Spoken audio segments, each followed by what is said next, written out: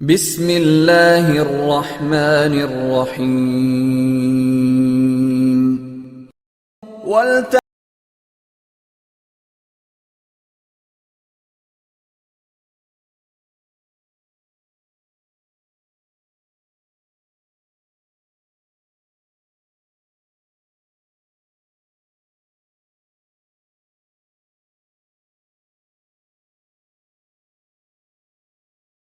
اب آگے بڑھیے۔ نیکی کی اصل حقیقت کے ضمن میں سب سے پہلی بات جو آئی اس آیہ مبارکہ میں وہ ایمان کا ذکر ہے۔ عام طور پر تو سوچا جائے گا کہ نیکی کا تعلق تو عمل سے ہوتا ہے، ایمان جو ہے وہ کسی عمل کا نام نہیں، ایمان تو در حقیقت ایک ذہنی اور قلبی کیفیت ہے۔ لیکن واقعہ یہ ہے کہ نیکی کی اصل روح جو ہے وہ ایمان ہے، اس لیے کہ ہر عمل کے دو پہلو ہوتے ہیں، ایک عمل کا ظاہر ہے اور ایک اس کا اصل مقصد باطنی طور پر اس عمل سے مقصود کیا ہے، موٹیویشن کیا ہے، جذبہ محرکہ کیا ہے۔ یہ دو چیزیں بالکل علیحدہ ہیں۔ ہمارے اپنے مشاہدے میں ہوتا ہے، جب الیکشن آنے والے ہیں تو ہم دیکھتے ہیں کہ بڑے بڑے چودھری سرمایہ دار عام حالتوں میں جو جھگیوں میں جانا تک پسند نہ کرے، وہ اپنے سفید براق کپڑے پہن کر اچھے اور وہ جھگیوں میں جائیں گے اور وہاں جا کر گارے میں اور مٹی میں لتھڑے ہوئے بچوں کو اٹھائیں گے، پیار کریں گے۔ کیوں؟ سب کو معلوم ہے کہ یہ اس لیے ہو رہا ہے، یہ اصل نیکی نہیں ہے، انہیں ووٹ چاہیے، الیکشن آنے والا ہے تو ووٹوں کے حصول کے لیے یہ سب کچھ ہو رہا ہے۔ تو گویا کہ موٹیو لوگوں کے سامنے ہے تو وہ اسے نیکی شمار نہیں کر سکتے۔ تو یوں سمجھ لیجئے کہ نیکی کے ظاہر کو صرف نہیں دیکھنا کہ یہ نیکی کا کام ہے، بلکہ دیکھنا یہ ہوگا کہ اصل میں اس کی موٹیویشن کیا ہے، اس کا جذبہ محرکہ کیا ہے۔ وہ جذبہ محرکہ ہے جو ایمان کے ذریعے سے، ایمان باللہ، ایمان بالآخرہ، یہ دونوں ایمانیات وہ ہیں، اگرچہ ان کے بارے میں تفصیلی مباحث تو بعد میں آئیں گی، جو اس منتخب نصاب کا دوسرا حصہ ہے۔ لیکن یہ کہ ابھی جان لیجئے کہ ایمان باللہ، ایمان بالآخرہ، ان دونوں کے اندر نیکی کے لیے ایک مثبت جذبہ محرکہ بھی ہے اور بدی سے بچنے کے لیے ایک منفی جذبہ محرکہ بھی ہے۔ اللہ کی محبت، love of God, to please Allah, Allah کو راضی کرنا، رضائے خداوندی کو اپنا مقصود بنا لینا، یہ جذبہ محرکہ ہے جس کے تحت انسان نیکی کرے، بھلائی کرے، خیر کرے، یہ مثبت جذبہ ہے۔ لیکن اس کے ساتھ ہی منفی پہلو بھی، اللہ ناراض نہ ہو جائے، اللہ کی سزا سے بچنے کے لیے، اللہ کی ناراضگی سے بچنے کے لیے انسان نیکی کا کام کرے، بدی سے رکے۔ اسی طرح جذبہ آخرت جو ہے، ایمان بالآخرہ، تو جنت کی طلب میں نیکی کا کام کرنا اور دوزخ سے بچنے کے لیے بدی سے بچنا، تو گویا کہ ایمان بالآخرہ اور ایمان باللہ دونوں میں مثبت پہلو بھی ہے، منفی بھی ہے۔ لیکن عام طور پر ایمان باللہ کا جو تذکرہ ہوتا ہے وہ منفی جذبے، مثبت جذبے کی حیثیت سے ہوتا ہے۔ اللہ کی محبت، والذین آمنوا اشد حبا للہ، جو واقعتاً صاحب ایمان ہے ان کے اندر شدید ترین تمام محبتوں سے زیادہ قوی محبت اللہ کی ہوتی ہے۔ تو اللہ کی محبت کے تحت کوئی کام کرنا اور صرف آخرت کے جزا کے لیے اور آخرت کی سزا سے بچنے کے لیے کرنا، اگر یہ جذبہ محرکہ نہیں ہے تو چاہے کوئی عمل کتنا ہی بڑا نیکی کا عمل نظر آتا ہو، وہ نیکی نہیں ہے۔ ہمیں دیکھنے میں نیکی نظر آئے گی، ایک شخص نماز پڑھ رہا ہے لیکن اس کا جذبہ محرکہ کیا ہے؟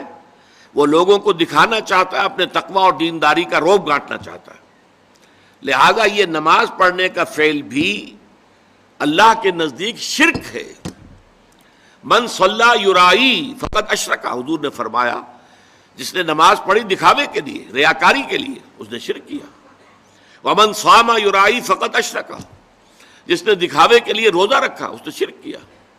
ومن تصدق یرائی فقط اشرک، جس نے خیرات اور صدقہ اور لوگوں کے لیے جو ہے کوئی ان کی امداد کے کام کیے دکھاوے کے لیے، اس نے شرک کیا۔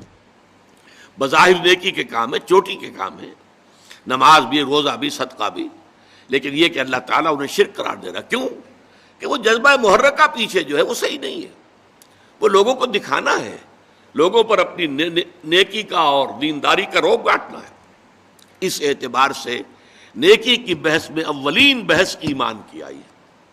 وَلَٰكِنَّ الْبِرَّ مَنْ آمَنَ بِاللَّهِ، اصل میں تو نیکی اس کی ہے جو سب سے پہلے ایمان لائے اللہ پر، والیوم الآخر، اور قیامت پر۔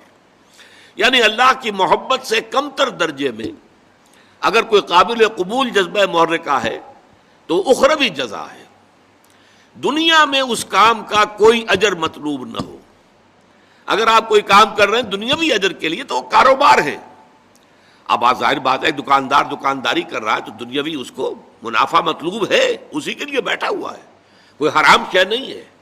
لیکن آپ نیکی کا لبادہ اوڑھیں اور بظاہر نیکی کا کام کر رہے ہو اور اس میں دنیا داری مقصود ہو، اس میں دنیاوی نفع اور دنیاوی فوائد مطلوب ہوں، تو یہ معاملہ جو ہے یہ در حقیقت عبادت خدا کی ہے۔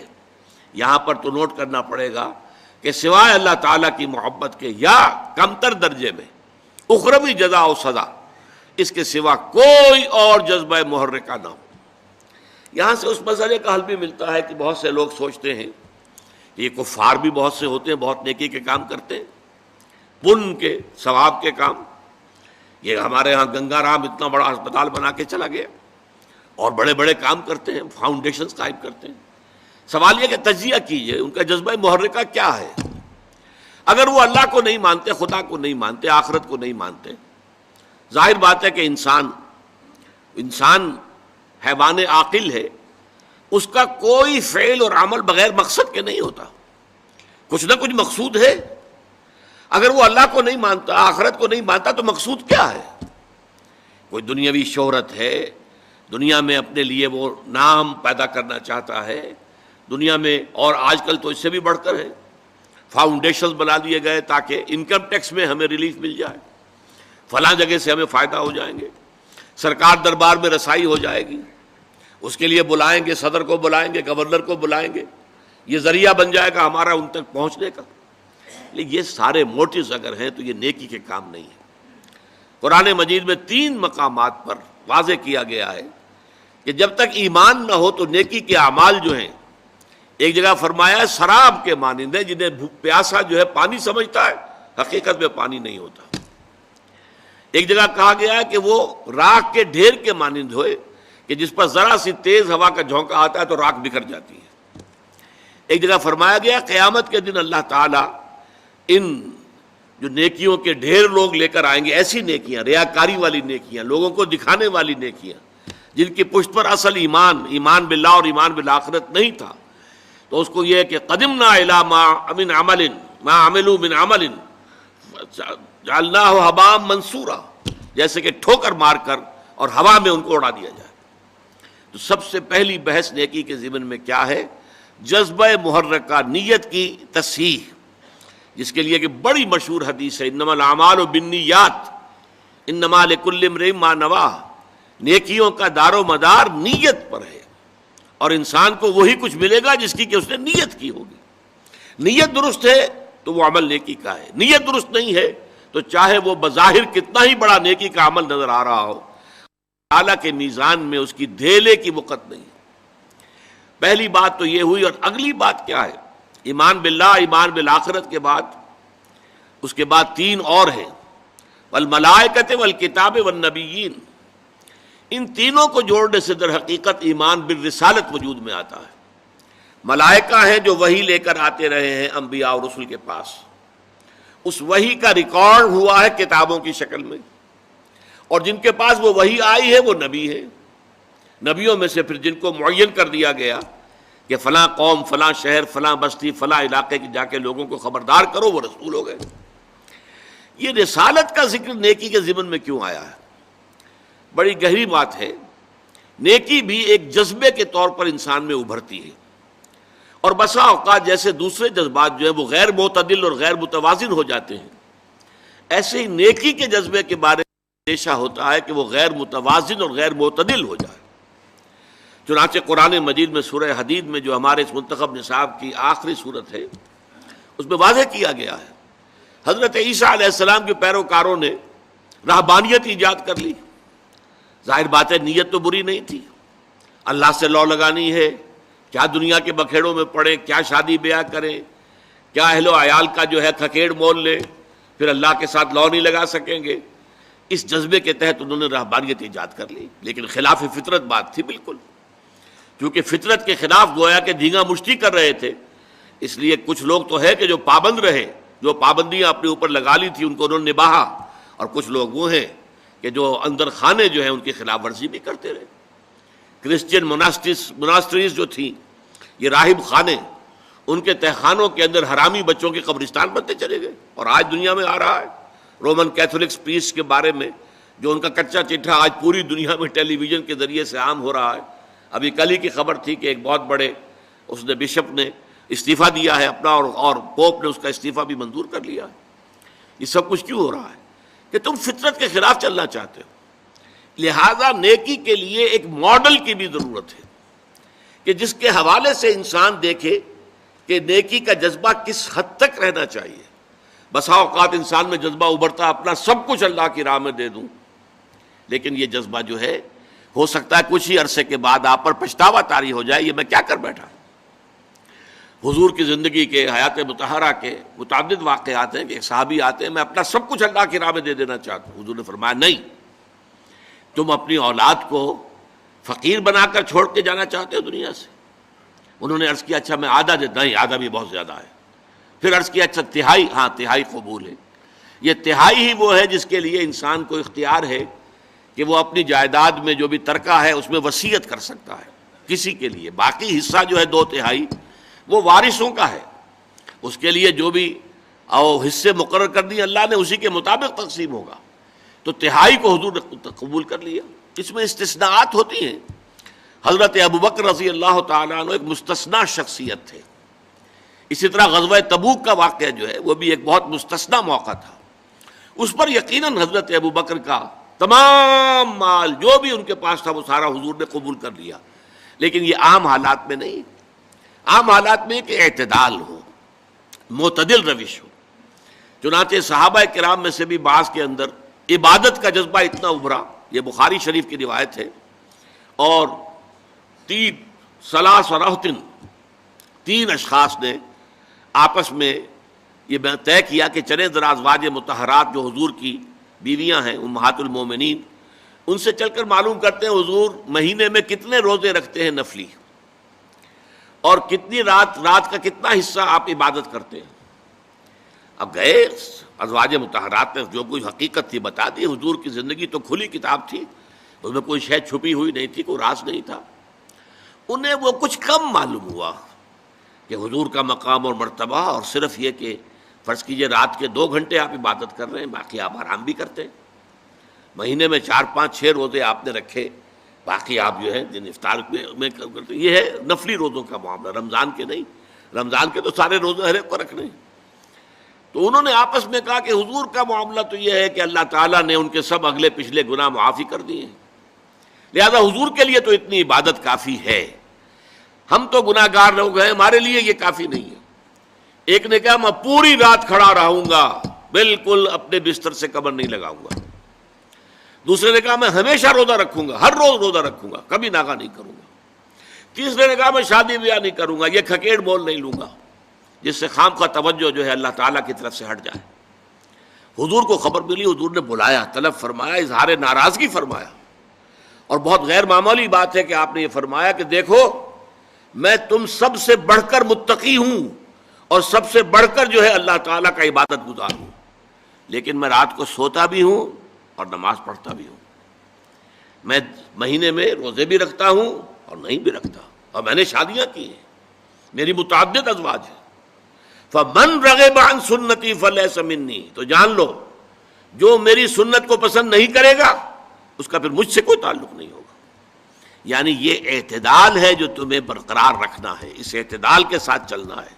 ماڈل لَقَدْ كَانَ لَكُمْ فِي رَسُولِ اللَّهِ أُسْوَةٌ حَسَنَةٌ، تمہارے لیے اللہ کے رسول صلی اللہ علیہ وسلم کی شخصیت کے اندر ایک نمونہ ہے۔ اس نمونے میں وہ توازن ہے، وہ اعتدال ہے کہ اس میں ترک دنیا بھی نہیں ہے، دنیا پرستی بھی نہیں ہے۔